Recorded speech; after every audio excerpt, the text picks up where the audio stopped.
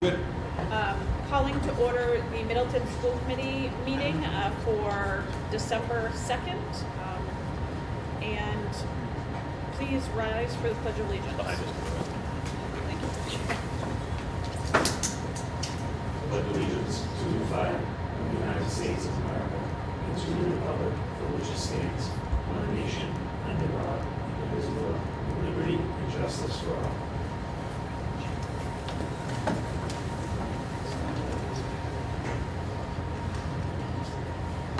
I don't see any remarks from the public, so we will move on to approval of previous minutes in the drive. There are minutes from the November 3rd meeting.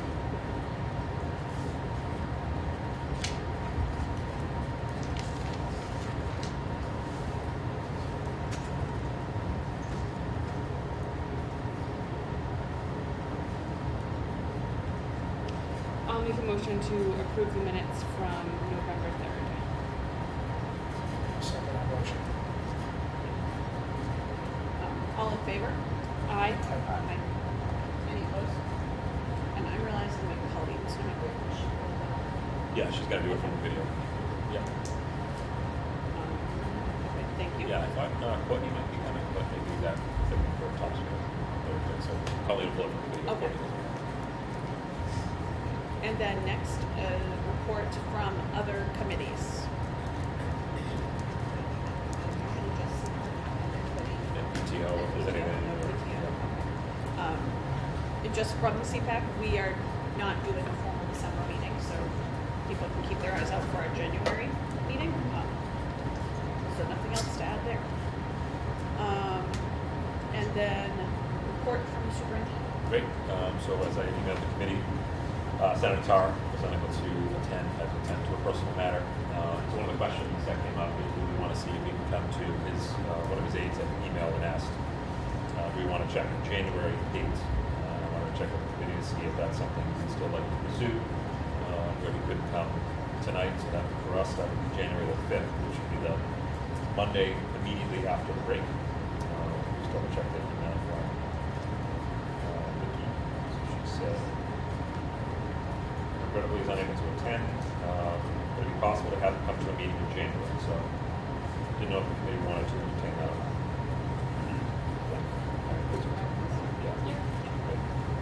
We'll set up a email so I can email her on that. Have her come to that January meeting. And again, the January 5th meeting is the Monday, right when we get back from break. That'll be the regular time, or we will make it early. Yeah, good question. Let me talk to Victoria, his aide, to find out what his schedule is that day. Okay. And then we'll kind of go back and forth on email. Yeah. So that is that. So I'm glad we'll have him come back. Also in the drive, we have the annual report from Crest. So if you go into the drive, you'll see the PDF, which is the Crest annual report. And this is the report that comes to us every single year from the Crest Collaborative. It's a 2025 report. In there, again, this is one of our collaboratives that we work with, public collaboratives that we work with, North Shore Education Consortium. So in there we have the table of contents, overview from the executive director, an idea of who sits on the board of directors, and then the leadership at in each of the individual towns that also represent Crest. Page 6, you see the team. Robert Jokala is their executive director.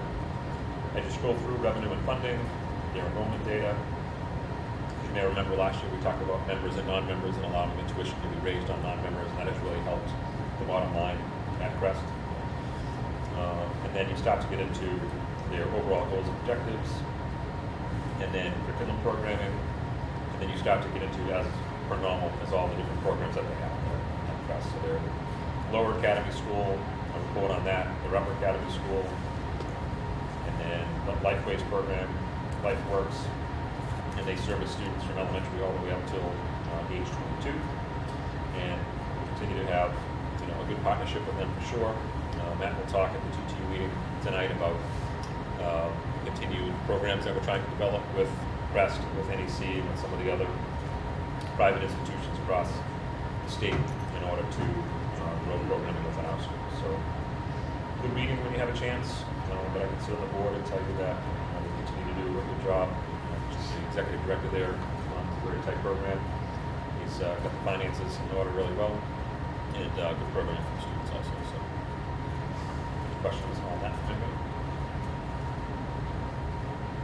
And is Boxford, are they Boxford member district too? Boxford? Yeah, all three of our towns. Just when I was looking through the towns and the districts, I know. We're all three.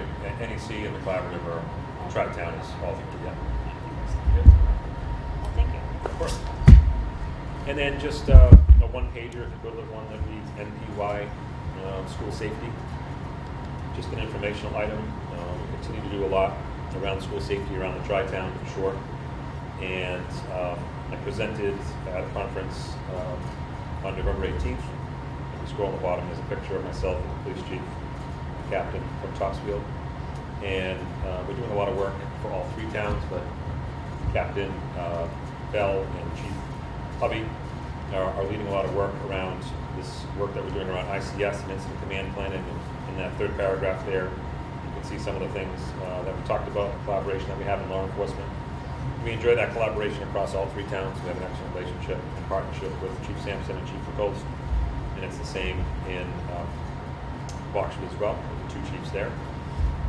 So it's a good opportunity to continue to present the work that we have been doing in Tri-Town and share with our colleagues. We've gotten a lot of positive feedback from that. We've received a lot of phone calls from other districts that are curious as to what we're working on as it relates to school safety and wanting to meet with us to further develop their plans. There were about, I think, over 300 attendees. There were about 260 or so who had logged in online for this presentation, and there were about 60 in person. This was down in Lexington, Mass. So just a good opportunity to share the good work that is happening in Tri-Town with the partnerships that we have. So I just wanted to share that with the committee as well. Any questions or thoughts on that? That's pretty cool, that's how situations are presented. Yeah, it was great. It was a good opportunity, for sure. Absolutely. Thank you. And then if it's okay with the chair, we'll turn it over to Steve to talk a little bit about transportation, bus counts, and any information we have there. Really the crux of tonight is the budget, Okay. which is why the other parts of the agenda is light. So Mr. Greenberg, Hello. bus counts. I will get those out. This has been a very fun week, so I will get those out to everybody. Do you have them from NRT? I do have them for Okay. that. I need to just process them and probably reformat. But I apologize. I will get them out to you ASAP. Anything jump off the page when you saw? Nothing's jumping out. You know, again, I think if we had any issues, we would have known. Yeah, I agree with that. We would have known. Yeah. That was good. But I will get them. Thanks. Then next would be, we're doing the budget talk later, right? Yeah, principals. Yes, okay, so So at Manning for November, a couple of events that we had. One was November 10th. We had a Veterans Day Assembly. Our PLC committee put that together, ran it, had some local veterans come in and speak. A good time there. Our big event was the Monday before Thanksgiving. We had a visit from Wally the Green Monster and Big League Brian, who is the guy on the stilts out on Jersey Street, who did not wear his stilts to Mount Manning. Unfortunately, I was looking forward to that, but he did not. This was put together by one of our special education teachers, Amanda DePisa, with a little financial backing from the PTO. We got a little bit of a bonus. It's a Red Sox program called Bringing Books Alive. So our third and fourth graders got that assembly with Wally and Big Luke Brian, kind of reading stories and what you're doing while you're reading, made it fun. And our fifth and sixth graders, pardon me, attended a concession stand in Mr. Pease's classroom where kids got to come in, meet Howie, have a class picture taken with him. Wally, sorry. Howie was there too. They were there to see Wally that day. And then the kids in Mr. Pease's class in one of the other classrooms handed out popcorn at their concession stand, so the kids brought tickets to get in, and then got the picture of the concession stand, and then we're on our way. It was a lot of fun. We also made the Channel 4 News that night. They sent out a crew. Thankfully, my interview got cut from the piece, which was good because I called Wally Howie like 6 times during that. So they cut that out, but unfortunately Howie didn't make the cut for the news either. So, Right. which was surprising to me because I thought it was fairly novel still that there's a dog in the school. But it was a lot of fun. Upcoming for December, our annual book fair in the library will be the week of December 8th. There'll be plenty of notice going home on that. We also have 2 early release days, December 12th, which is a PD day, and December 23rd, which is the day before Christmas vacation. We also have Spirit Days on Fridays in December. The 4 Spirit Days this year are Sports Day, Decades Day, which is my favorite because I get to go back to the 80s and tighten my jeans, and my Letterman jacket still fits, so I bring that every once in a while. The hair is gone, but then we have Wacky Day and then PJ and Comfy Day to end it at the end of December. That's my report. Fundamental, November was a pretty quick month. Grade 1 had a field trip to the Museum of Science.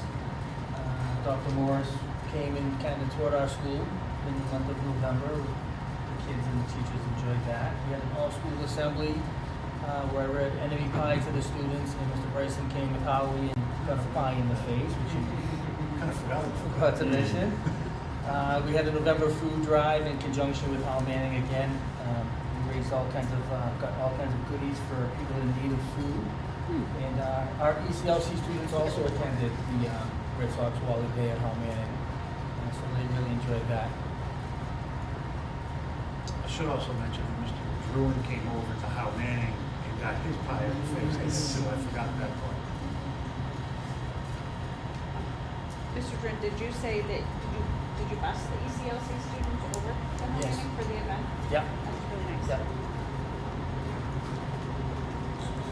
Any questions for either of the principals? Thank you. We are flying through this. Moving on to new business, gifts and grants. Yeah, so one, I don't know if it's in the drive or Jeff has it. Jeff, you want to talk a bit about that because I don't know if it's in the drive. Yeah, so this is an annual gift from Ray Gooley and Middleton Electric. Ray Gooley comes over every year, does an electrical safety assembly with all the grade levels, and then very generously donates $500 for us to use towards science education.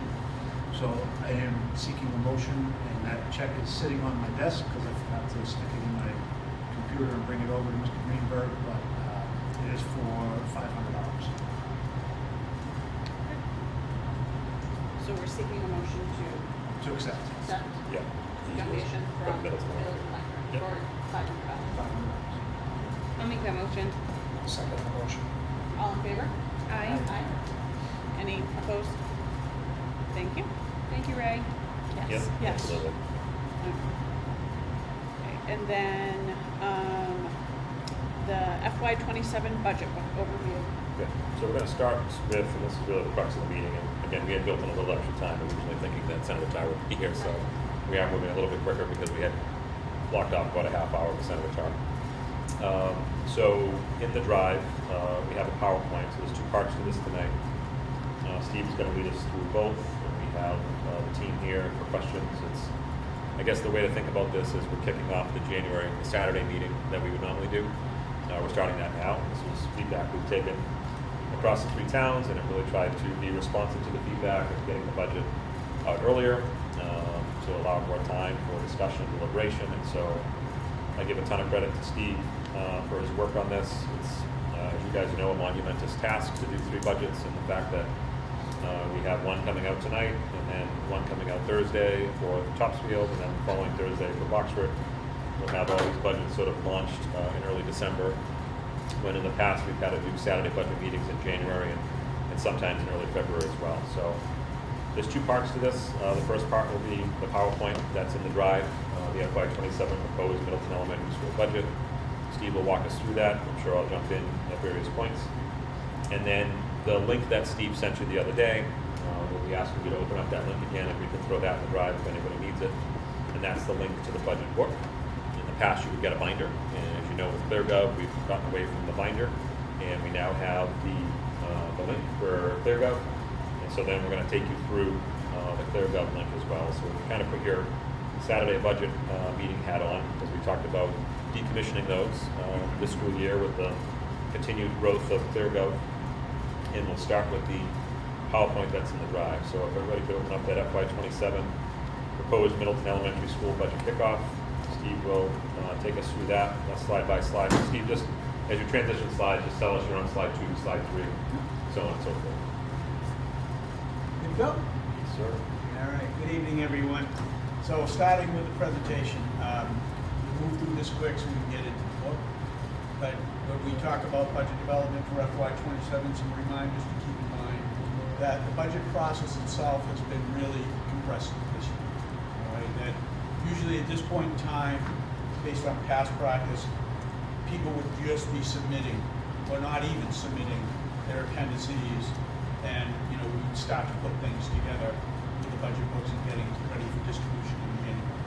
So we really compressed that, couple that with year 2 of ClearGov, moving away from Excel, year 1 with the personnel module, that it is a much different process, and the numbers will continue to evolve as the deliberations continue, but we try to anticipate as much as we could in the development of this budget.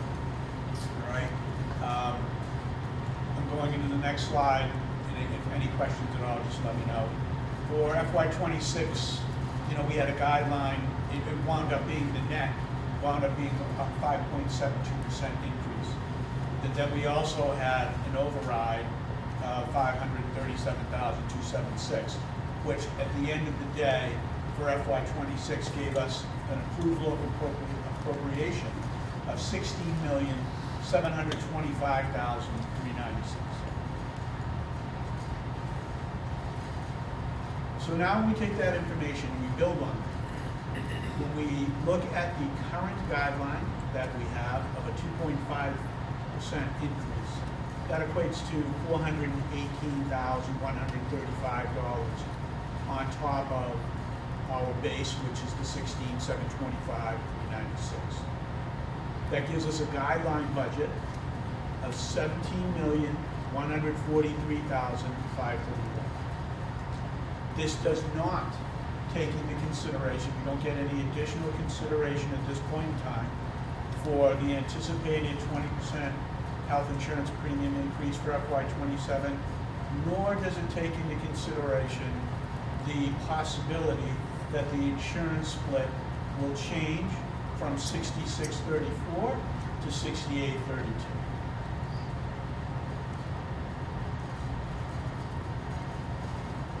When we talk about this guideline budget, and Go on the next slide. yes, I'm sorry, next slide, thank you.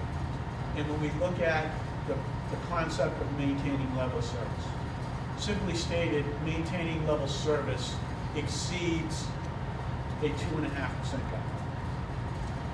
That if we were to maintain level service, that would be approximately, it would be a little over $18 million.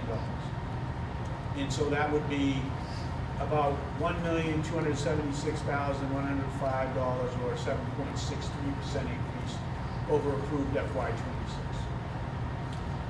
That means that it would, with level service, it would meet all our contractual obligations, personnel, non-personnel. The insurance premium increase, it would address that 20%, and it would address the change in the split of applied income, or the change in the insurance split, and it would address changes in our applied income.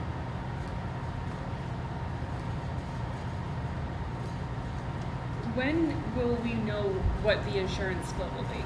Probably sometime in February. The split, Michelle? Oh, not the split, I'm sorry, Yeah. the split, I apologize. The split it's really gonna be up to the select board, and that's something, we're not gonna know for sure until they finish their deliberation. So I don't have an answer for that. A premium, I'm sorry, I thought I heard premium. The premium will be sometime in February. And we're carrying 20, as Steve said, and I think we may have mentioned this at the last meeting. We met with the rep to try to have an informed number to put in there, and the feedback that we received was that 22 would be the ceiling, 12 would be the floor, and they're thinking the average will be around 16, so that's not backwards that we're doing today. And so we're sort of hedging a bet and just saying, let's budget 20, if it's 16, great. That amount of money, the differential between guideline budget, level service budget comes down, but we're holding 20 for now with the idea of, we just have to watch it. What would that 4% roughly be? Yeah, question, Joe. Say it came in at 16. I think, would you say, Steve, about 80 or 90, roughly? Yeah, roughly, and I can give you more specifics. I got so many numbers dancing in my head, but I can give you more specifics as we proceed. So you said that 4% would be 90,000? Roughly. Yeah. A lot of factors go into that. Yep. We got one. And that's assuming it's a 68-32 split? Yes. Because that's gonna factor into it too. Yeah. Okay. Good? So, when we look at this, level service budget, we say a little over 18 million. Are you on the next slide? Yes, I'm sorry, next slide. So we look at the level service budget, it's a little over 18 million. We look at our local appropriation for 26, the 16,725. The differential, 1,726,000 and some change. You subtract out the guideline of 418,000, that gives us a shortfall of about 858,000. So you got to keep that in mind, because when you get the budget, the first draft, you go through the book, it's going to be the guideline budget. And so we have to anchor in those adjustments to balance out the guideline budget. In between now and January, this is where the school committee is going to think about, okay, where do we want those cuts to reside, or do we not want to go that far and advocate for a different number? So even if the insurance came back at 12%, and it was Or 60. 60. No, I'm Oh, saying you wanna go to 12. I'm 12. saying the minimum, Okay. like, because you said that 12 would be like the minimum.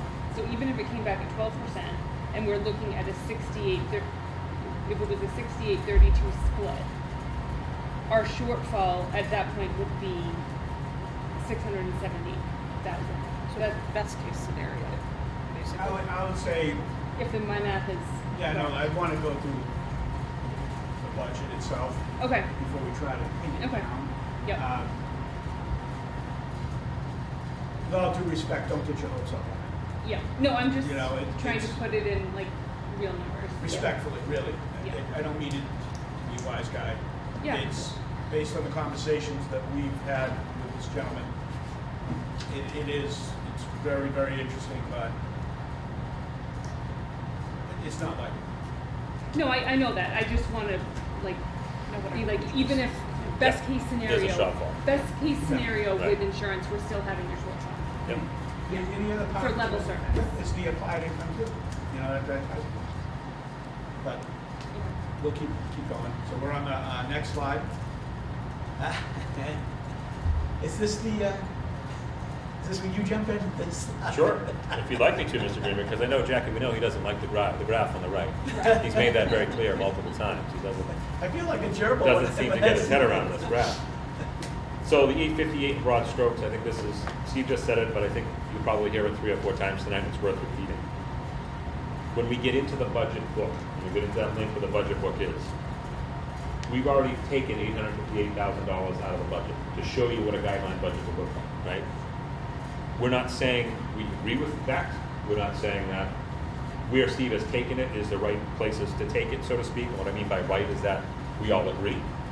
But in order to start with something, we needed to present a budget to you, and we wanted to present a guideline budget to you.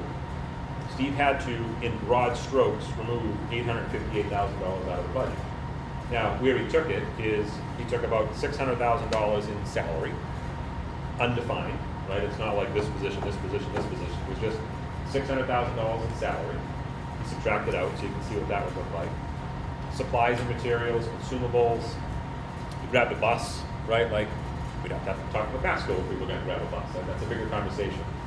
So, as you always hear us say, this time of year, when we do present a plan, it's an example, it's not the plan. It's not exactly where we will be cutting $858,000 from. And so that's why you see this painting on here of like broad strokes, and this graph or that little chart, the AI picture there on the right from the last meeting. In order to get to 858, in order to reduce that, you're into program growth, you're into reductions to get to guideline, core educational services, all those things, just to get down to a guideline budget. And this is very different how we've done business in the past. For those of you who've been on the committee a long time now, you know, we usually come in and say, okay, we're sitting at 9, the guideline's at 2, and how do we want to get to 2, or how low do you want to go, so to speak. Instead of doing the how low do you want to go, we're showing you what a guideline budget will look like, and then it's going to be how high do you want to go, right? In order to do this, in order to close the gap, you either need to do override reductions or a combination of an override reduction. Like that's basically where we get there. The 858 is the December 2nd number. Insurance may impact that. Other conversations that Steve had with vendors and things like that along the way may impact that.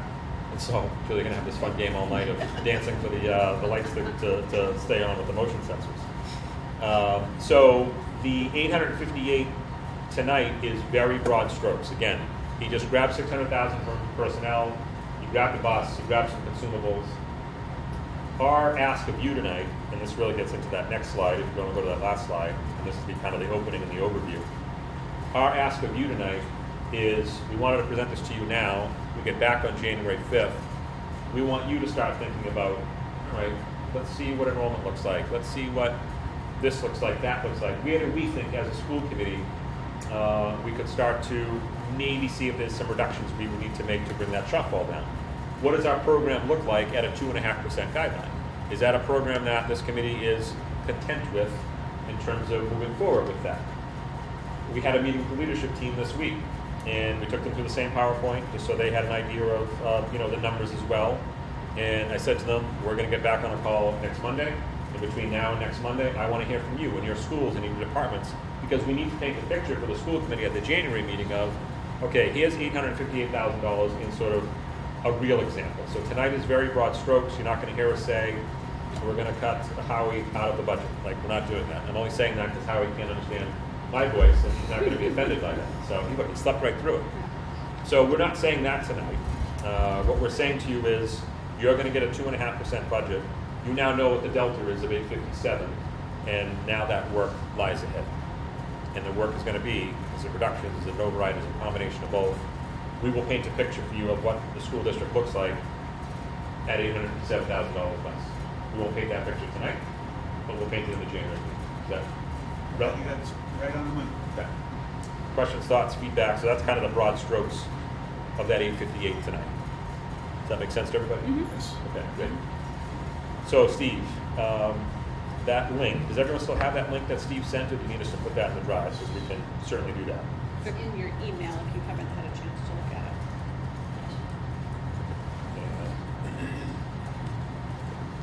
I can grab it as well and put it in the drive if anyone needs it there.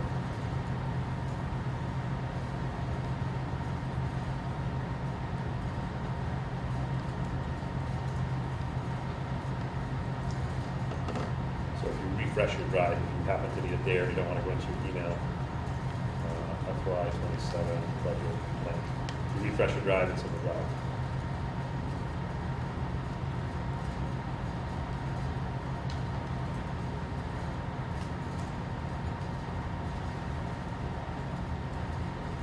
You guys are ready. Bettina, you on? Yeah. I read Michelle? it. Yeah, I'm better. Jack? Yes. Dave, Joe? Yes. Is that good? Good. And Steve, just remind everybody how to minimize it. Sure. So when you look at the left-hand side, you'll see on the very top, there's an arrow pointing to the left. You can click on that and it will stretch the screen out.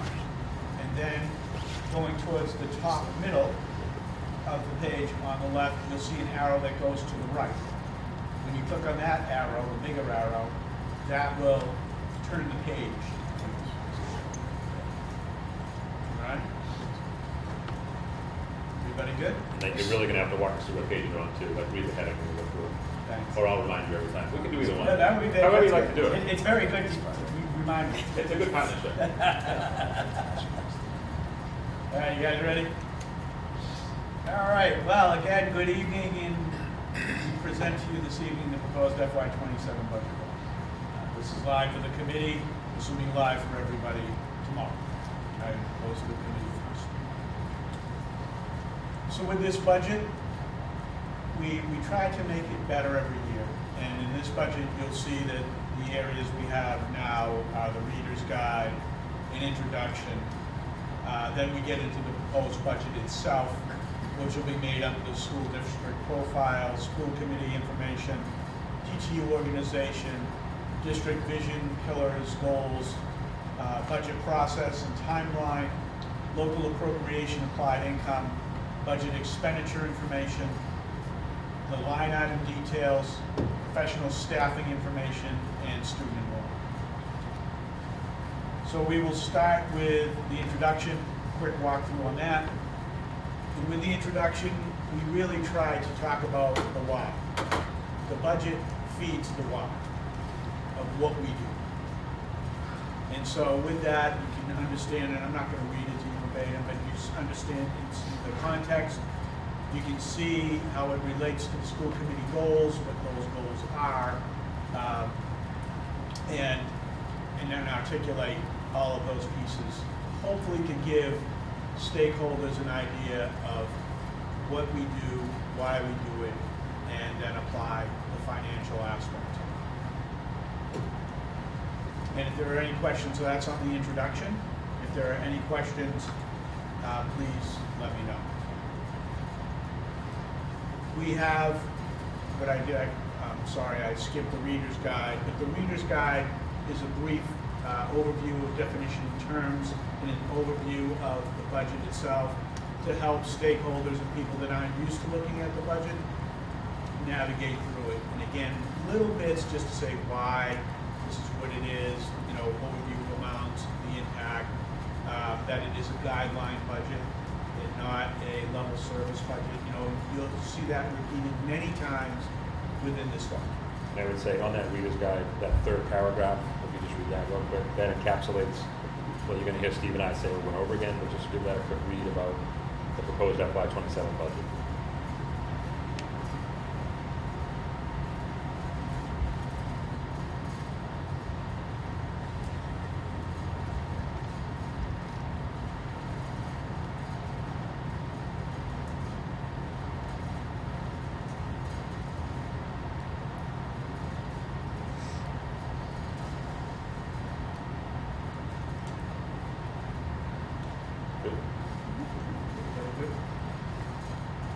So with that, unless there are any questions on Reader's Guide or the introduction, we'll move into the subsection after the proposed budget information, and we'll start with the school district profile. So this will be a little picture, and then it goes into, you see a picture for the letter. And this is very, very broad, high-level information about the schools, you know, what grades they support, and the overall student enrollment. Briefly talks about staffing quality, 100% professional staff meeting state certification standards, curriculum based on official Massachusetts curriculum frameworks, core focus committed to academic excellence, social emotional well-being, and providing a safe learning environment. So again, brief overview about the district. Next page is the school committee page. And it talks about the roles and responsibilities of the school committee. The three main areas, of course, policy, fiscal oversight, and manager hiring, firing the superintendent. As we scroll down, list of the school committee members, and then all the good-looking people are in there. Huh? No, I do have an AI Steve picture on. I can put it in. But you know the leadership for that. Any questions about these pictures? Were you saying cheese? I think he was. Yeah. I was just, I think, very happy. He was that- saying retirement.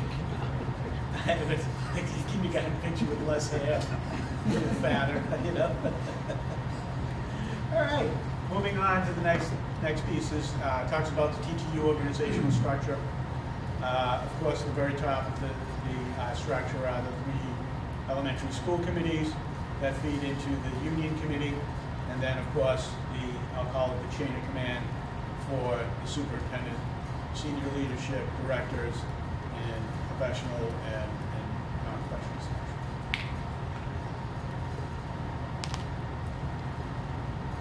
The next page captures the TTU vision, the tri-town pillars, and the school committee goals.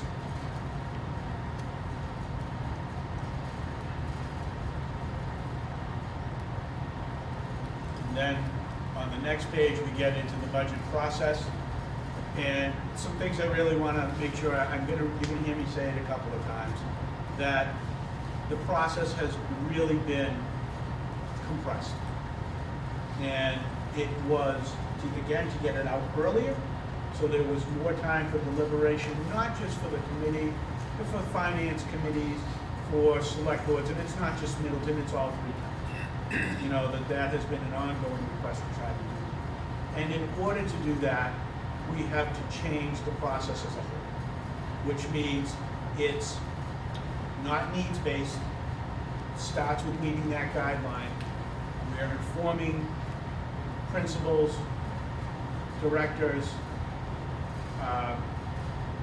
other members of leadership and staff that, okay, this is what you're, right at this point, going to have to work with. Right? You need to start thinking about what does it mean to not have that, or to have something different. And so we are not, you don't see appendices in the budget book. That has all been phased out. So now, as Dr. Morrison, to go back to Dr. Morrison's point, between now and January, when the school committee is thinking about, okay, this is the guideline budget. Do we want to go that far? Or do we want to be at a different point? Are there priorities where the school committee is saying, I don't want this to happen. I don't want that to happen. And when you articulate those specifics, then we can apply cost to it and put it back into the budget. At the same time, I'm expecting that we'll be having productive conversations with the select board and the finance committee to see where things are starting to hopefully crystallize in terms of the guideline. So we have an official guideline that's been put out. Does that carry the day? Or between now and April, does that guideline fluctuate or move? Any questions? So as we scroll down, that's really the crux, and then you see the changes to the budget process. That's what we kind of just touched on. You can see after that, the budget timeline, that this budget literally started in August. And so these are the milestones that we've hit so far. January will be the next one, where we're sitting down and we really start the deliberations. I do believe that we're going to get to an end point quicker, in part based on this process, but hopefully between now and January, we're able to answer any questions that the school committee has to help make your decisions, more efficient and timely for you. Make it easier for the committee. Any questions on this page? The next page is the local appropriation and applied income. And what I like to do is show you FY26, how that was approved, and then where we are for FY27.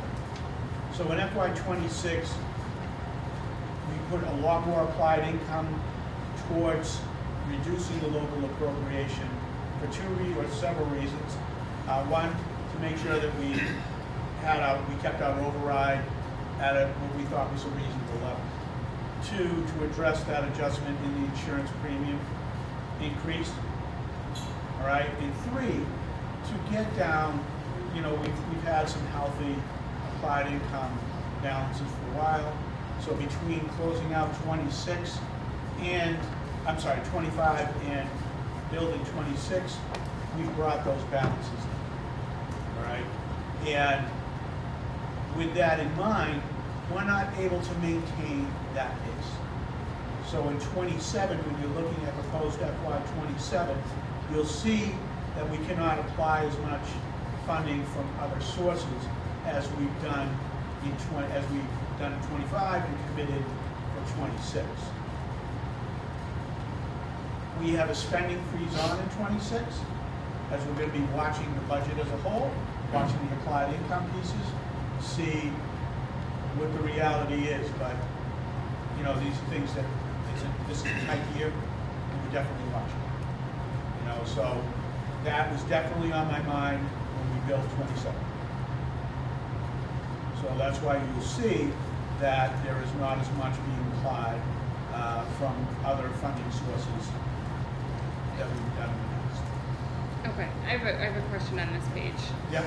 So, local appropriation from FY26 to FY27. That's the 2.5%, correct? Okay. Yes. Am I just doing math wrong? Because I'm not seeing a 2.5. I'm seeing a less than 2.5% difference between the 16.7 million and the 17.1.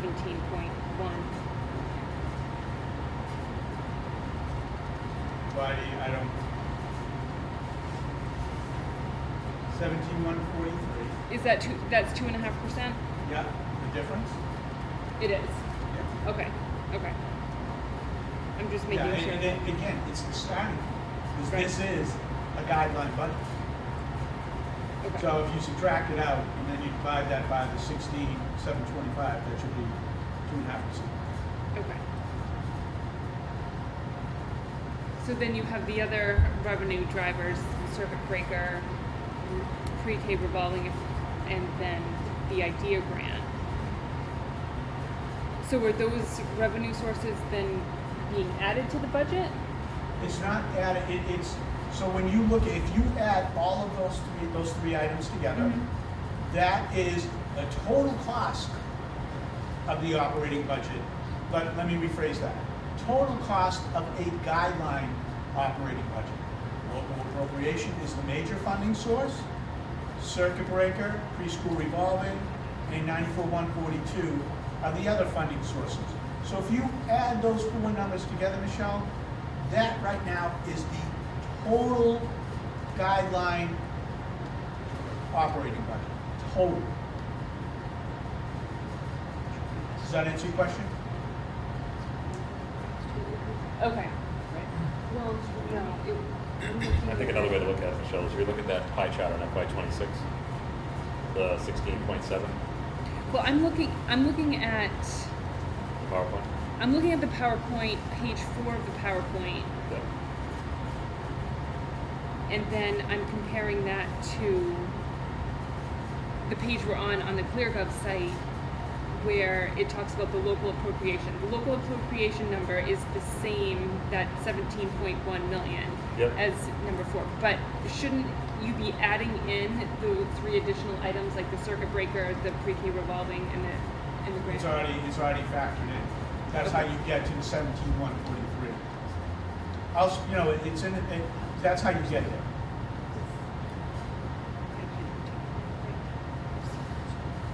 Yeah, Jackie understands why I'm confused. I just can't. I can't, you got, Jackie, I gotta, I understand what she's saying and where the confusion is, but I can't articulate it right now. So I'm working on that. it is not the 17,143 minus those numbers. Okay. I'm sorry? Those are built into the 17. They're not in, they help get us to the The 17, 17. so they're factored into that 17. Yes, So, yes. which is there. They're not, it's in addition to the Correct. appropriation. Correct. If you didn't have those numbers, if you didn't have that funding, Michelle, the local appropriation would be higher. Okay. And if we ever have to do like a budget 101, you know what I mean? You know, more than happy to sit down so that we can pin things down, if that helps. All right, to answer any of those specific questions. Any other questions on this one? stay on that for a second, Steve, real quick. So maybe it's the word local appropriation. So that 17,143,531, right, Yep, is 2.5% above the 16,725,396 that I'm Correct. allowed. And that 17,143 is $858,000 away from 18 million roughly. It was like 18 million, Yes. 1,000. And that's the differential that the shortfall that we talked about. yes.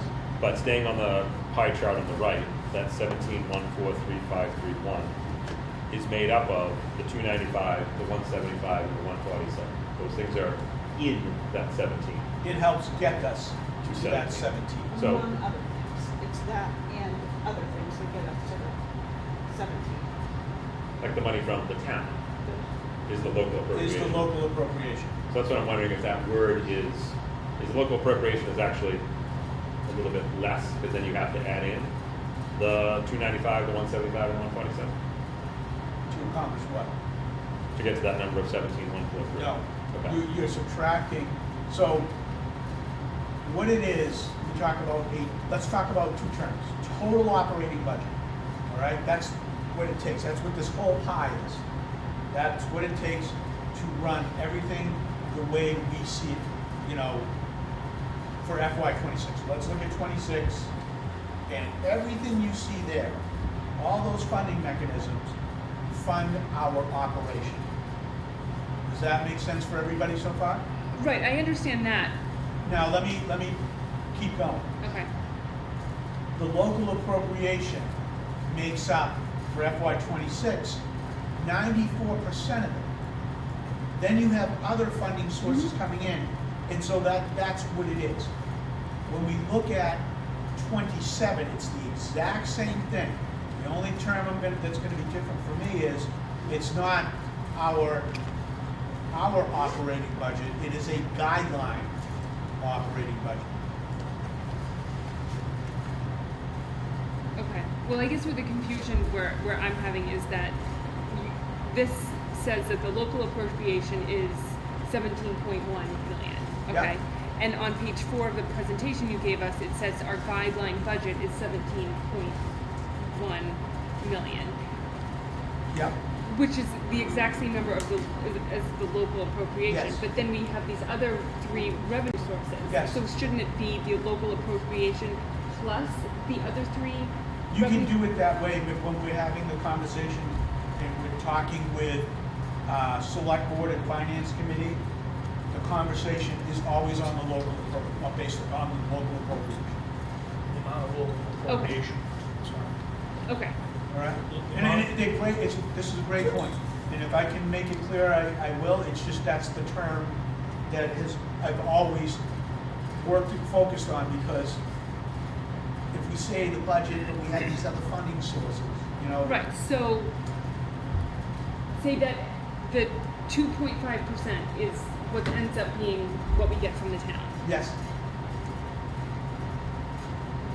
And then if we go in and try to make it a level service budget again, we then have to factor in these 3 other revenue sources, so that would make our shortfall go down. Is Well, that when correct? no. Those 3 revenue sources, for the sake of this conversation, that's it. There's no more to give. So the only place you have to go right now, just based on this conversation and where we are at this point, is the local appropriation. Which means if you want to add something back in, the local appropriation goes up. Okay. All right? But we can always keep going. Okay. All right? No, that's fine. Any other questions? Good, thank you. Good, thank you. Continue, yes. What? Continue. Thank you. Okay. So the next part of this is, one of the questions that we've got between the 3 school committees is, where are we spending this applied income? So that's what these 2 tables demonstrate, that you can see that for FY26, where the applied income is going to.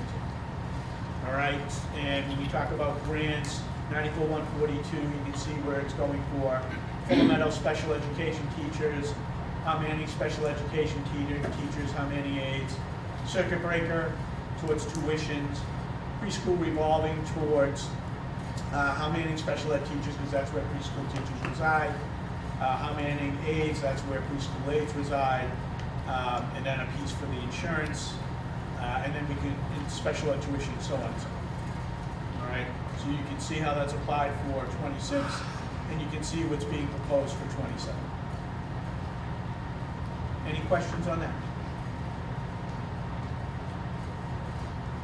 All right, moving on to the next page. Next, we'll get into the budget overview. And it starts at a higher level, but also want to give you a little bit of historical perspective. So you're looking at information at the very beginning from FY21 through proposed FY27. FY21 through FY25 are actuals that we've actually spent. And FY26 is the approved budget. FY27 is currently the guideline. I'll call it the guideline.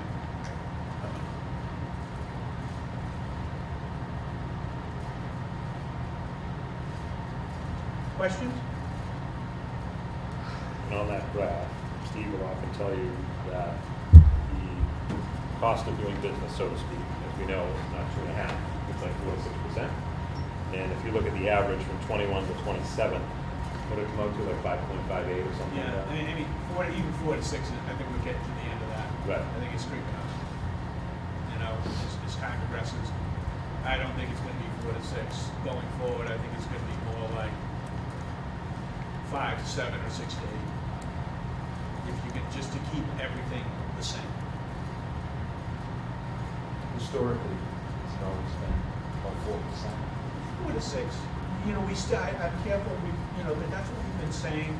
Scott, I think it's a good 5 years. Yeah, I We've think been- so, 4 to 6. We've been saying that, Joe, that it's just, you're looking at things and it's not, when you look at the operation in all 3 districts, I mean, we really struggle, and when you're looking at, so let's just talk about level service.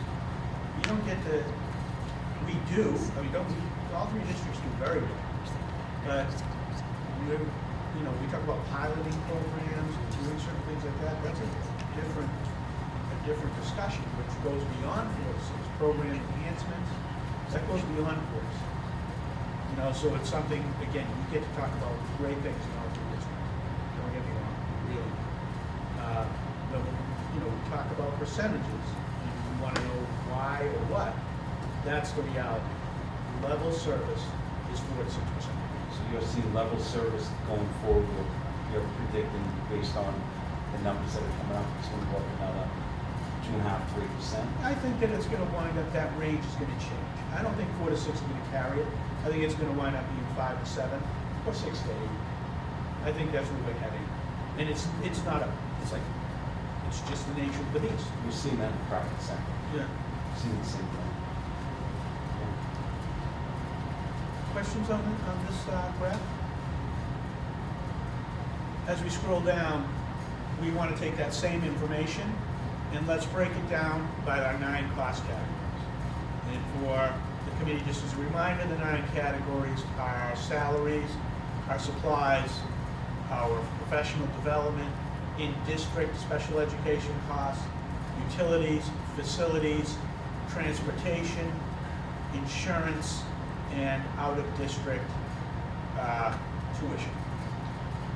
And as you can see, salaries is the biggest piece, but you can look at health insurance and you can see that the insurance line has really grown over the last, from 21 to 27. So it's just under an $800,000 increase Right. year over year.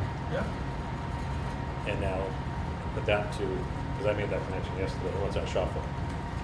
858, Yeah. right? So this current year, the budgeted insurance number is $2.2 million. Yeah. If you add 20% to that, that's $2.6 million. Yeah, but keep in mind, you got to keep in mind that you're losing applied income. You have $300,000 of applied income in that 2 point something million. So it's not that simple. It's not just the 20%. And in that budget line, it's not just health insurance. All right, so let's take those pieces. When you talk about the FY26 approved budget, there's about $300,000 of applied income in there. That goes away. So where does that 300 get charged to? For 27, it goes to the local appropriation. So right out of the gate, local appropriation is higher by 300,000. How is the implied income also wrapped into the insurance? When we got towards the end of the budget in March, and we used applied income to close that gap, Okay. that's where I put it. I could have put it anywhere, but that's where I put it. Okay. So it's, Michelle, either it goes there, Mm-hmm. or it goes anywhere else, right? And if let's say I put it in salaries, the question would still come up, well, why are the salaries, if the salaries were this, why are they now this? Right, And if you yeah. say it was really this percent, but now it's this percent. Okay. Same thing, all right? If you look at the bottom line, you don't have as much applied income to use in 27 as you have in 26. Okay. When we talk about to balance the budget in 26, that's where I had to put it, or the applied income. So, in part, that goes away. Then you have the 20% premium change. Mm-hmm. Now you also have the 2% change in the split. And then finally, changes in enrollment. That changes. So we have more people enrolled.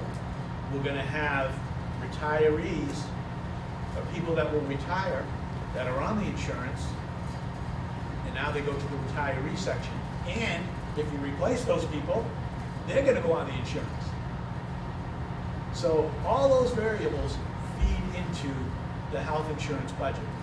Now, when I just say health insurance, that budget also has the Medicare tax in it. Right, so that's a portion of all the salaries, percent. It has non-beneficial insurance. It has the school committee premium. All those other things are in there too. All right, and you can see the line-by-line detail of that. But I think that's a great point Steve made, like when a staff member retires, right, sorry, this way. Yep. When a staff member retires, there's some salary savings, Mm-hmm. but there's really not much insurance savings. Is that insurance, they go into the retiree insurance. Right. New staff member comes in, takes insurance, so now you have picked up almost a 1.0 in terms of insurance. Might not be exactly 1.0, No, but then it's like a conga line with the insurance. Yeah. It keeps, that's why that line keeps growing. Yeah, and a family plan, when you're looking at a family plan, the town share of that is over $30,000. The town share of a family plan is over $30,000. And you think of where that ends, and it's a little bit morbid, but that ends when someone passes. Right. People are living longer. Mm-hmm. So now you've got, the end date, and again, morbid, but the end date of that dropping off the roll, so to speak, is going longer. Yeah. And then you have more people coming in, so you can see how that gets. And it's not, again, that's not a complaint. No. No, That's a this is reality reality. Yeah. Yeah. over the last several Right. years for sure that we're seeing. Or you may, on the other side, you may have some people on a family plan that drop down. to Correct. just- Yeah. Correct. Yes. Yeah. Well, the person that Absolutely. you hire in the backfill takes an individual single plan. Yeah. Okay, there's some savings there, Yeah. But then they get married and have a family, and then they go on the family. Mhm. Other questions? So as we scroll down, again, it's just another way of looking at how the 17 million, the local, this proposed budget, how it's spread out. 70% of its salaries and about 18% of its health insurance. And then you can see the rest of it. So on this pie chart, it says the insurance has a 17.5% increase, but then if you... No, it's 17.5% of the Oh, total. 17.5% of the Of the budget. total Okay, budget. okay. Yeah. But then in the next graph that you have, The expenditures by cost category? yes. Yeah. Okay, so that's a 30. The That insurance is a shows the 35. increase. So it's giving you different information. Okay. So what it's showing you there is, okay, our approved budget was 2.2 and some change. on the insurance line. For FY27 right now, it's at 3 million. That difference is 779,000. That 779,000 is 35% Okay. higher Okay, than FY26. all right. One more. Which goes back to my question I had a few minutes ago. Yes. Yeah. Does that help? Yep. Next part of this is 5-year projection, and, you know, with ClearGov, it's really been great in that it allows me to do more fine-tuned forecasting. You know, so we take those different cost categories, and we'll apply information based on what we know. We have a contract for 28, so we try to apply that information when it's building 28. After that, it'll be, you know, negotiation year, so we make assumptions. For health insurance, for 28, carry 20%. For 29, 30, 31, 32, it'll be 10%. So that's right about the, I believe that's the inflation factor for the health insurance area. And then there's other things. Consumables, PDs, level funded. I don't think that's a fair or accurate way to represent it, but with this, we talk about the environment and the nature of things going on from an economic perspective. You know, I pinned it that way. Hopefully it catches the committee's attention, not just now, but in the future, to say like, no, this needs to be more of a priority, that we're investing at a consistent pace and rate with professional development. Any questions on the 5-year projection? Jeff? Oh, are you kidding me? What's When did that that? happen? I'll fix that. I think Jeff's advertisement worked. All right, I'll fix those two. What was it? They, 1,000 years. it says, yeah, FY30. Oh, yeah, 3,030. Oh, yeah, look at that. 3,031. I gotta, yeah. I'm sorry, fix that. He really wants, Inflation's gonna level out. he wants his legacy to live on Yeah. for 100,000 years. I'll get that taken care of. On the next page is the line item detail. So this is where you can look at every budget line, and you can drill into the details as to each of the factors of those budget lines that actually feed up into the total. It has 24 actuals, 25 adopted and actuals, 26 adopted, and of course 27 proposed. So we try to take the major areas district-wide, Fuller Meadow, Howe Manning, and then we break it down by the 9 cost categories within each of those segments. Give the school committee all of the detail like we've done historically. But within these lines, it's not like there's something, you know, in the past we would say, yeah, we want to talk about this line or this line. This budget process doesn't lend itself. These lines, they all get backed into, not all of them, but most of them get backed into based upon a guideline. Your consumables are a percentage inflation factor based on your 25 actuals. Your salaries are based on exactly where people say they're going to be. You know, we audited that. I'll talk about that more in a second. Special education tuitions, we talked about those. Dr. LaCava and I in great detail in terms of where we think those are going. And same thing with any grants or funding. No magic. And so to go back to Dr. Morrison's point, so you can see where I placed the adjustments or the reductions, you will see a line. So when you're looking at the details, district-wide, you see the first line, number 1, says guideline versus level service, that negative 581, 077. That reduces the salaries so that I can balance the budget. I didn't distribute it anywhere, but I have to balance it. So 581,000 of that, right now, for this first draft, is coming out of salaries. Does that make sense for everybody? Yes. As we scroll down and we get into the supplies, same thing. Line 31. Line, thank you. Line 31. you can see same thing. We grabbed another 54,313 out of consumables. Now, as we delist, the school committee deliberates, asks us questions, and makes decisions, you will spread that out. It may not stay in supplies. You may put it somewhere else totally. All right, but again, to balance the budget, that's where it had to go. As we scroll down and you get to transportation, line 92, same thing.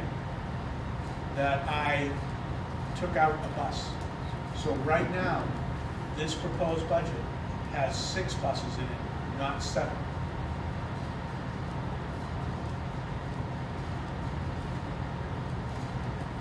Questions so far? Yes, go Yes. to line 99. Yep.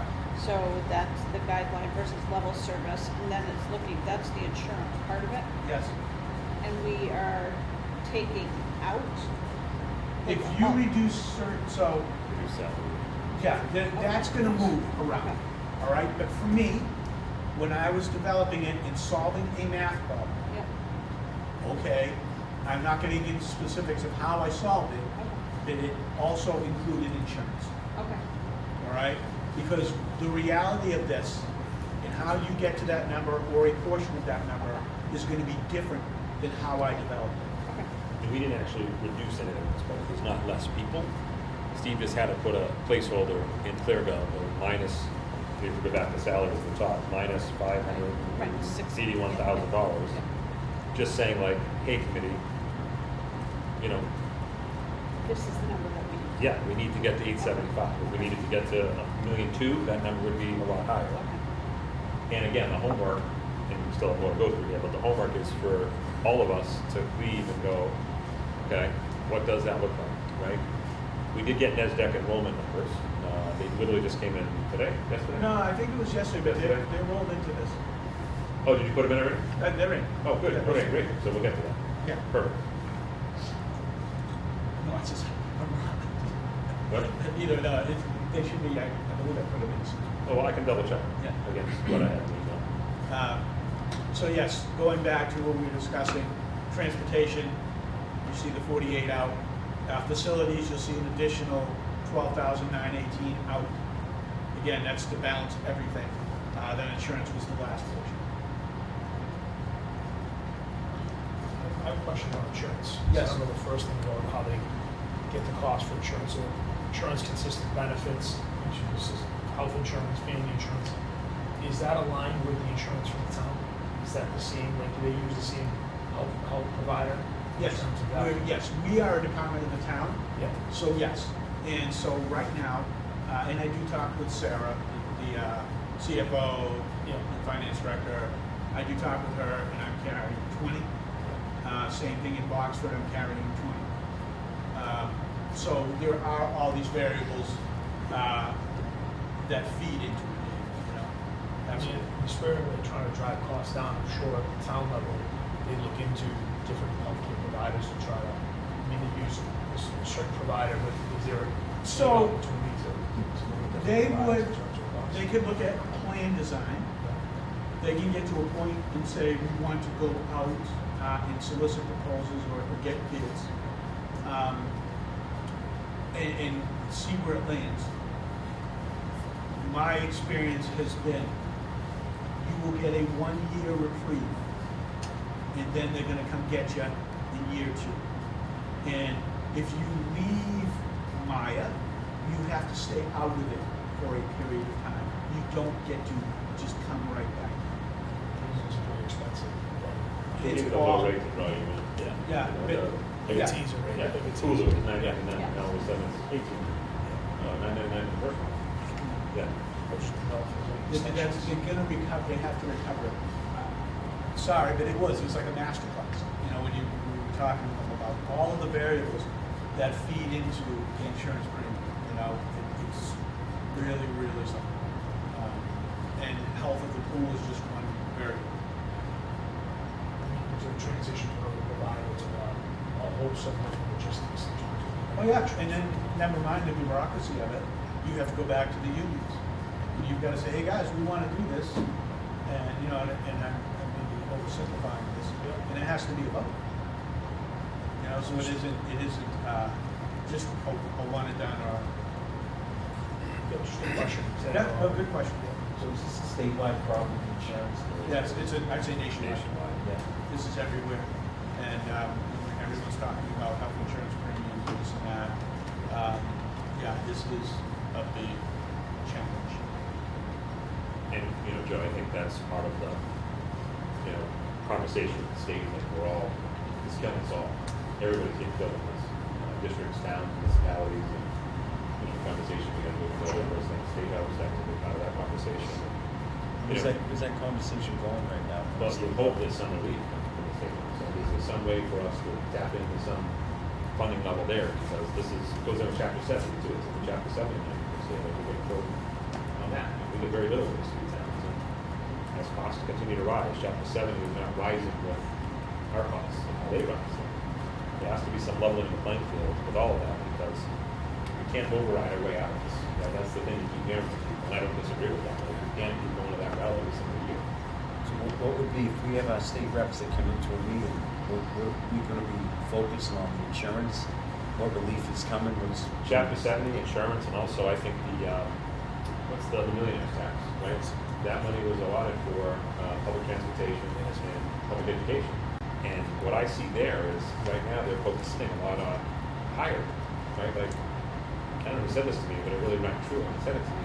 Why are we doing, it's good that we're doing it, so I don't question the why, but I think that there's some offering of like free community college tuition, and we're using some of that fair share money to provide for that.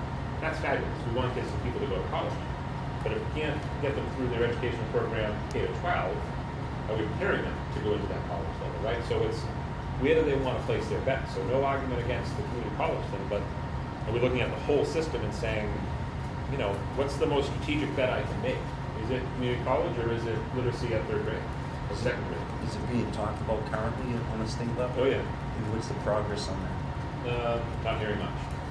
Not hearing much. It's like 2.5. Dave and I have had this conversation. The political capital to Prop 2.5. Yeah. It hasn't been enough for years, let alone 40 years ago when we first did it. Let's say someone wanted to make that 3.5. We could tax up to 3.5, right? I don't see anyone having the political capital wanting to you get killed. I don't think anyone would get reelected. Well, 2.5 is the tip, but how about these other things like the 70 and the millionaires tax? Yeah, and there's These funds, conversation, but We're not hearing much from it? I'm not hearing much from them. Okay. Yeah.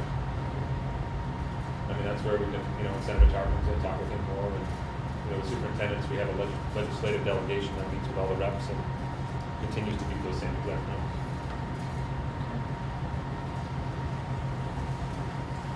Other questions on that? So then it gets into the three major areas we talked about. There's a quick overview district-wide and where the reductions are sitting right now.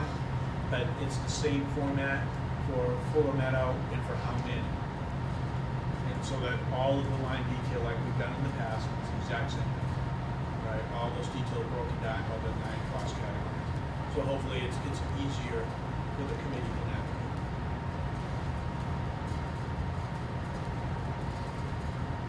When's the last time we've had to make cuts and we couldn't make the budget that we wanted? Well, we had to make adjustments last year. We adjusted programs that weren't here. How about, we still kept a, We kept the level, pretty much level service. when's the last time we went below level service? Post 2008, I think. Okay. And I have to look at that, but post 2008. Yeah. No, when even still though you look at the chapter 70 and certain things, if I remember correctly somewhere.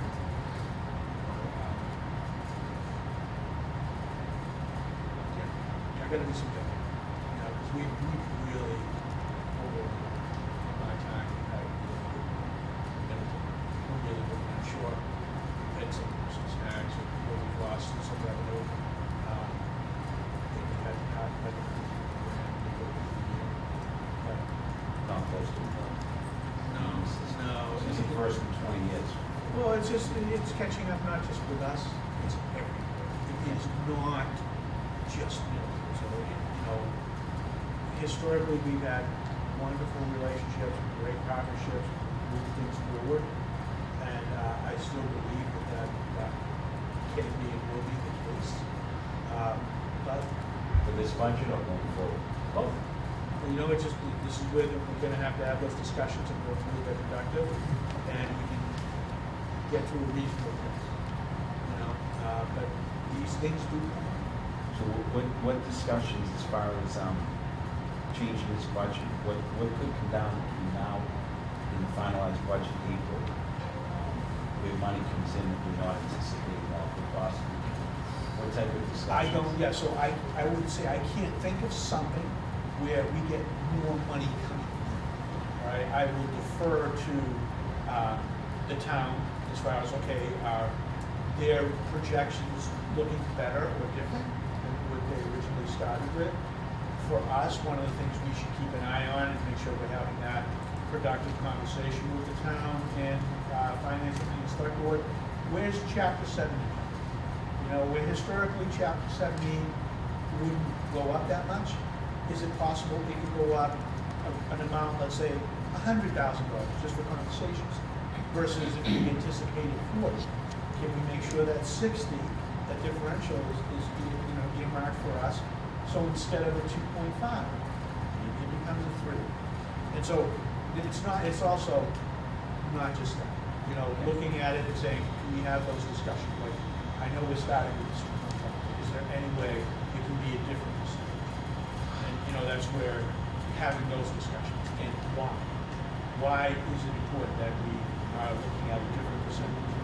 Because something less than level service can be detrimental because of this, and this.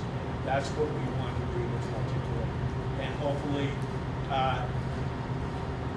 that it's received reasonably well, and we can meet somewhere in the middle. How are those conversations going now? Select board? We're not there, we haven't had them yet. This is This is the beginning. Yeah, this is so early. You know, and compared to what we've done historically. Is it fair to say, Scott, a month and a half ahead? Yeah. Yeah. You know, and I don't even know where the town is. Has the town put their budget? You know, with respect, you know, I'm not being smart. It's just, have they even put their budget out compared to what we've done? I think we are way ahead, I think.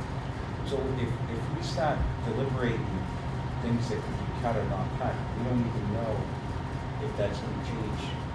I just don't want to see a situation like last year everything was pretty smooth, but we still had one meeting where a couple of people showed up pretty irate. They heard music was going to get cut, and they kind of blasted us. Yes. And we weren't even aware of that conversation. So I don't want to get into that January, February, March if we don't really have numbers. So how are we going to deliberate if we really don't have solid numbers? What can change in the town? Right. If we start talking about cuts in the budget, and people, and rightfully so, get upset, they don't want the kids losing, you know, art and music or a teacher or classroom size. But how are we going to even go about this if we don't have the numbers? So I think, to answer that, to start, you know, let's look at things on our side of the house. All right? And with that specifically, okay, where are our student numbers? Where are they landing? You know, what are we seeing? And then we can have reasonable discussions. We don't want to be like, you know, getting too specific, but do we have those discussions? Okay. Is there, when we have all of our directors and the principals there, what ideas do they have? Can we make the program more efficient? You know, cut and realize some cost savings. Are there any areas that we can squeeze? You know, so that we do our due diligence to the best of our ability, even though I think the amount of effort that goes into making cuts, there should be 3 times as much effort going into advocacy and trying to get a higher percentage. Because we talk about this all the time. Where are we going? We don't have a lot of places to go. And the idea about class size, I think those things are important. How service is delivered and the needs associated with it. It's different. It's different than it was 5 years ago. Those needs are real. So we'll probably look at closer to March before we get into the real specifics. We get along. Maybe. I don't want to say yay or nay. I mean, we don't know where the discussions are gonna go with select board and finance committee. Let's see where those go, because I think they want to be done soon. You know, and so if that's the case, they're gonna have to move. And if we're making our point and we're advocating, hopefully that gets some type of consideration. So there are two things to that too. So we have been meeting regularly, starting from last year. It's called the Middleton Liaison Team. And it's Jackie, Steve, myself, Michelle, Costa from FinCom, the Select Board, and Richard D. Lawyer of FinCom. And so those have been good, productive meetings to keep open lines of communication. We've seen Costa at more of our meetings that we just talking, wanting to see the conversations that I have here. We actually have a meeting tomorrow with them. We have a regular liaison meeting tomorrow with them. And as we talk about, looking at, are there things that, we can look at that to maybe bring that number down? Maybe it's not revenue coming in, but one of the things that we don't have a good handle on yet that we'll have a better handle on is as I said, we just got the enrollment numbers and we start to look at the projections of that, right? If you have retirements and your enrollment's a little bit down, and now maybe you're not filling a retirement, so someone's not losing a job because you're just not filling a retirement, a person's retiring and not backfilling that job. And if the numbers match that, the class size is still something that the school committee finds to be acceptable, well, you can pick up $100,000 on something like that, right? So if you have multiple of those, now you might be able to pick up a couple $100,000 because if it's a $70,000 salary and $30,000 in insurance, like Steve just talked about, there's that $100,000. So those are the things that we'll try to get a finer point on internally as our team, looking at enrollment and seeing, is it still put together a program that Middleton has carried near and dear to its heart in terms of class size and really what we have really found to be productive and beneficial to our kids? Are we still able to keep that program based upon our numbers with retirement so that those become those conversations around, it's not a revenue source, but it's a reduction that we can make without hurting the overall big picture. And now that 857 might is 657, right? And now there's insurance coming down. And, you can start to see how that number might get into that. Things do work themselves through, there are always little hiccups along the way, but they do work themselves through. I think another thing we've done in the past too is, while we're not gonna say, like, these are the definitive cuts we're going to make, but in knowing that we may have to make some, is just to have those conversations. So the community may hear those conversations, and they may still get upset, and they may come talk to us. I would rather they do that, because that brings more people in to know what we're talking about. And all we're talking about at that point is the possibility, if we have to make that cut, then where are we comfortable doing that, or we're not, so then we're doing it an override, or whatever it is. But I don't think it hurts to have those conversations and make the kind of plan A and plan B ahead of time. And it feels like we're just doing a lot more of that far in advance than where we have in the past. And in talking with the town, that's been helpful. But you're right, we're not going to have definitive numbers for a while. Lots of time to brainstorm. And we can push too. I think it's fair that. Well, we have a meeting tomorrow. Yeah, and we can push it like, hey, look, you want us to put out a budget earlier, we're doing a part. Well, we did that. Well, guess what? If you want us to finish earlier, we need some funds from you. I don't think that's unfair or unreasonable to communicate. We put our best foot forward. Here it is. We have our concerns. In order to help get us to the finish line, we need what? Is that? Yeah, that's great. Yeah. Great. Any questions on this one? Sorry, Dick. I just said, I think it's good that we're making the public aware that these problems are here now, so people understand that we have budgetary issues that are almost, feels like we can't resolve, but they'll result in tree cuts, and that's gonna hurt the community, it's gonna hurt the teachers. I think the best thing people can do, honestly, is more people do need to get outreach. People need to be more upset and go out to the state level, to the representatives, to the state house. I think the more people, whether it's administrators, teachers, people in general, are just reaching out to the state house, because enough people get upset that they'll have to listen at some point. I think that's something that's important. It's hard to inform the public of what to ask for on a state level because it's confusing. It is. Very. That whole chapter 70 and forget the 2.5. Joe, I've been at 32 years, I wouldn't be able to pay chapter 70 on the roads. I can't do it, and I've been in education for 32 years. So like, let alone somebody who is trying to fight for chapter 7, like, what do you even say? The words that should come out of someone's mouth, because the formula is so, it's broken, I can tell you that much. But how it actually works is so complex and complicated. It should be that, it should be very simple formula, right? So it is interesting, I AI because I was just curious what the response would be. And I asked on AI, is there any discussion in Mass about increasing Chapter 70 funding to cities and towns for FY27? Yes, there is significant active discussion in Massachusetts about Chapter 70 funding for FY27, primarily focused on increasing aid and fixing structural flaws. The current Chapter 70 law caps the annual inflation adjustment of the foundation budget, that's part of the Chapter 7 formula, at 4.5%. Because inflation in recent years has been higher than this cap, many districts have lost data that was intended to keep pace with the real cost of education. And Steve often shows that in his presentations, like here's our budget, Chapter 70 is doing this, as opposed to, following it. So we'll see. I mean, there's definitely conversation happening. I think Bruce will be a good person to have it by January, for sure. And just, I know we have 2 more things to go through, Steve, but just while we're on Bruce for a second, just to kind of get some feedback from the committee. Vicki emailed me back and said that Bruce is available on January 5th, and do we want to start at 5 that day with him, or stick with 5:30? He can do either, so I don't know if this committee had any feedback on that. As of now, there are no conflicts on the calendar. Do you still want to do 5 o'clock? 5:30 would be better for me. Yeah. With that. Yeah. 5:30 either works, but we don't have the that time union that night. Right, so there's no, 5:30 like, hard is stop. Right, so have to, so yeah, that makes sense, we can do 5:30 and that's Okay. better for Sean. Good. I'll email her back there. All right, Steve, good up to you. 2 more sections you want to go through? Oh, yeah. We're gonna go line by line through how many. So the next thing is staffing levels. That information is there for the committee. And please know that with FY27, staffing levels, you'll see on the far right comment section, I have all over it, staffing to be determined. I just carry things consistent, so that if the discussion is evolving with potential staffing changes, then this will get polished as we go.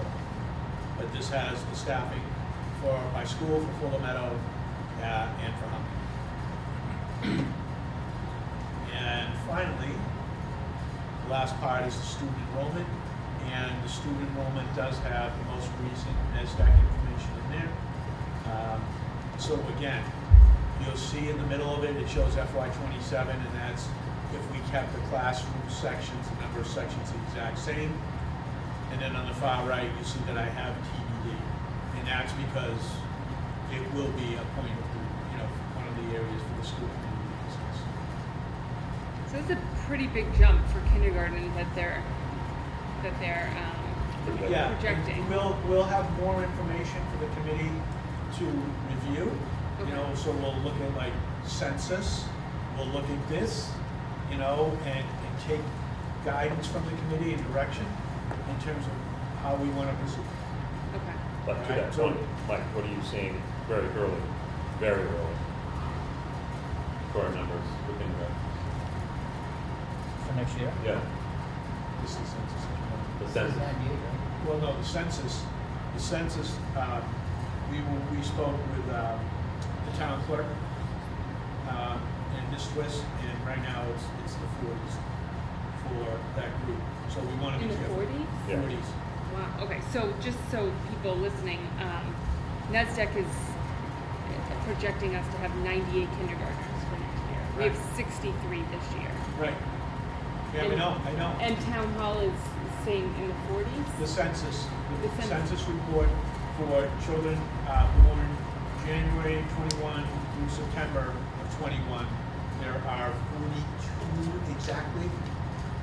And again, this is early. Very early. Early, Asterisk. yes, all right, so Lots just, of I asterisks. don't want to create problems. Yes, for 26, 27. And for NASDAQ, to Steve's point, so the census is saying in the 40s. But on the NESDEC thing, and we'll do the whole NESDEC PowerPoint that we do every year, I'll have it ready for you in January, we just got this yesterday. They were saying that in birth year, in 21 is the birth year, right? Because that would be, you'd be 5 by September of 26. They have 76, right? So NESDEC is saying there were 76 births.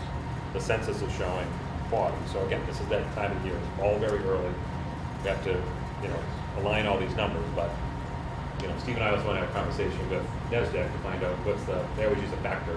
This is the cohort The cohort survival and then factor put or something, right? a variable, a multiplier on it, and sometimes that multiple's just not the best multiple.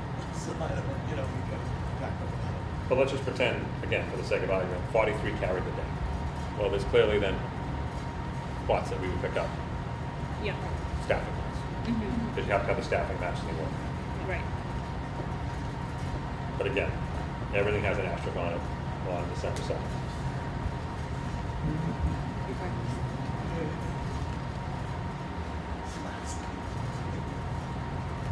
Any questions on that?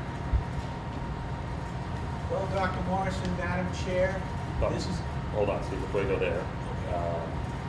So our directors are here, so I want to hear from our folks in the audience, just, Peggy and Steve and Matt and Julie, as you sat through all the budget seasons with us, and here we are into this one, and we know we've got a gap that we've talked about. And we have our work to do internally, but just for the committee to hear from your perspective, as you continue to work in your departments, what you're seeing, and as we talk about this gap and so on and so forth. So, Peggy, I'll start with you. Anything you want to add to the conversation tonight for the committee just to kind of have in there as we're launching the budget process? Right, so I think this is just a very different way of approaching the budget process than we've done in the past, of starting with the guideline, as opposed to we usually start with a high percentage and try to back it back down. So, but I think as part of this, Steve has built in some assumptions into this 2.5 of cuts and for professional development, which includes stipends for teachers as well. That's close to maybe 48% reduction.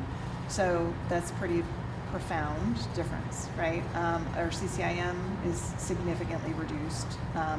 We have some things that we would like to do, like we got ST Math this year. We were looking to expand ST Math through grade 6, but we're actually looking at a reduction in that line, not an increase in that line. So it does start to make us have to make some difficult choices about what we're purchasing.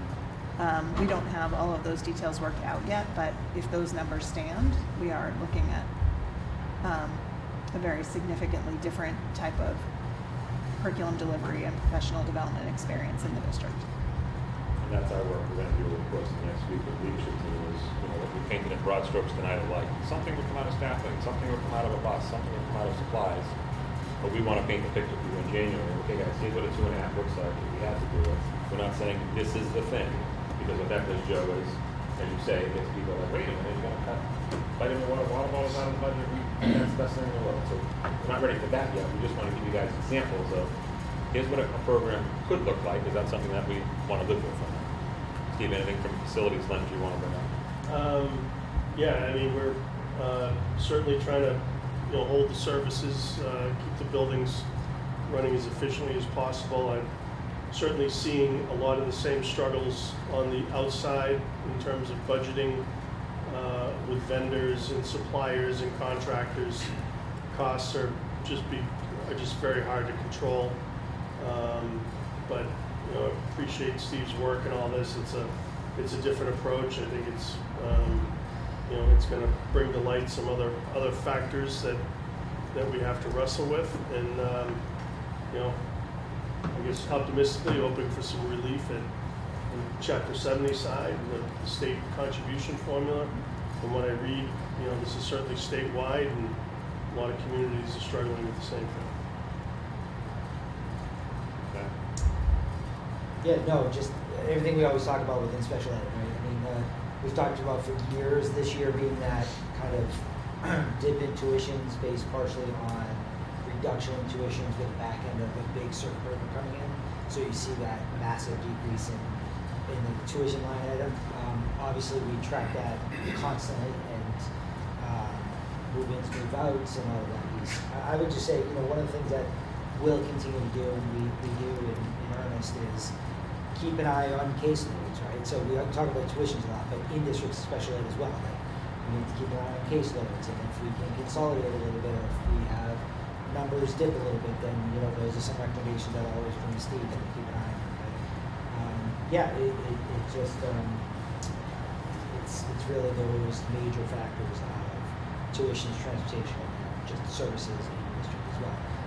We'll talk in the next meeting a little bit about program development, and, you know, you've heard me talk about trying to develop programs and partnerships with other agencies, and that could have a positive revenue effect as well. In addition to being incredible for our kids and other kids, it will also potentially have a fiscal benefit as well. So something that now is being worked on for the past year or so that looks like some things are coming to fruition as well.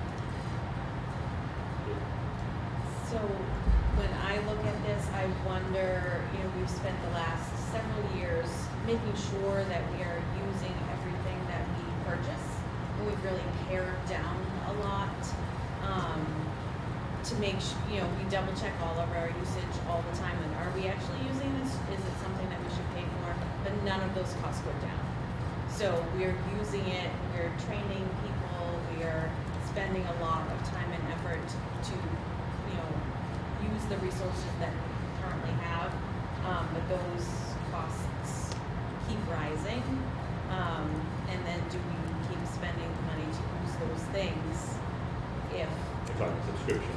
Yes, Yeah. all of those things, and we have been very careful, especially in the last few years, to not purchase things that we're not getting along from someone. If 3 teachers are using it, we're not buying it. But if 30 teachers across the tri-town are using it, then it's something that we know we need. But none of those costs have ever gone down. They're rising in that 4 to 7%. Jeff? Mike? Anything on the school? Okay, Any other questions or comments on the budget topic for right now? So just moving forward for January, are we expecting new numbers, or are we looking at maybe recommendations in terms of trying to get closer to the guideline? Yeah, I think it'll be, as I say, less broad strokes and more finer strokes to kind of give you a sense of. We looked at enrollment, team looked at some things. Like, I think we want to show you what a guideline budget would really look like. Yeah. Right now we're saying 600 for salaries, a bus, and that's very broad strokes, right? We want to say to you, okay, class size will be at X, support staff, this is what this looks like, non-represented personnel, represented personnel, a bus, curriculum things, technology things, all right, here's what the program looks like, right? And if that's something that the committee's like, all right, we can look at that, that'll be a very short budget season, and off we go. If the committee feels like that's not cool, we don't want to have that, don't put that on the table ever again. Okay, thank you, we'll take that off the table. So it won't be, this is the list, this is what we're going forward with, right? Because again, that's a little bit early for all of that, because we don't have a good sense of where the committee might land. You might say to us, like, Scott, Steve, we think, we want to be X over 2.5. Like that program there still looks like it maintains all that we hold near and dear in Middleton, and we're able to reduce by $200,000, right? Okay, well that's going to require an override, right?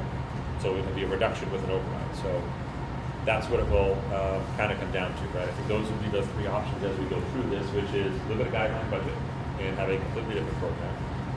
Live at the level service budget, keep the program we have, knowing that as of today, right now, and this number could change, we would need an $857,000 override. Or is there something in the middle of, can we make these reductions, still maintain the wonderful program that we have in Middleton with these reductions, and we still may need an override? So those will be the ensuing months, but the point for the January meeting is to paint the picture of, here's what a 2.5% guideline looks like. Okay. Yeah. But you'll hear us say 10 times over and over again, this is not a recommended list. This is just an example for you to see what a guideline list looks like. Yeah. Steve, is that match your thinking? Yes, sir.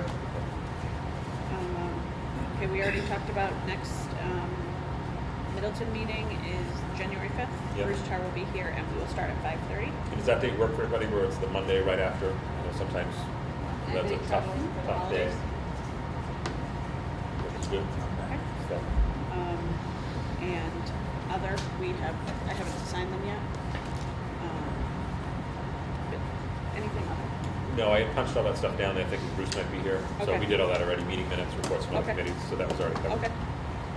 Then just, bills and payroll that need to go. We didn't get those.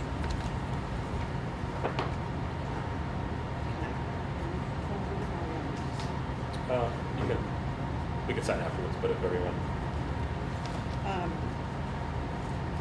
Then it would be a motion to approve, right? We need to Yep. approve bills and payroll as presented. yep.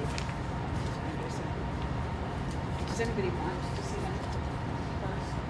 Well, before we you've vote on- emailed them all out to Yes. us before, I right? do email Yes, yeah. when we do them, you know, but for sweet so that you can look at them, hard copies, and then sign them.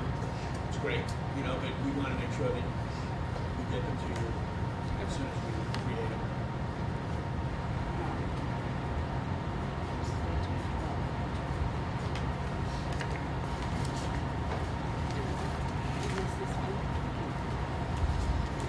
And you missed like a It's done. Okay.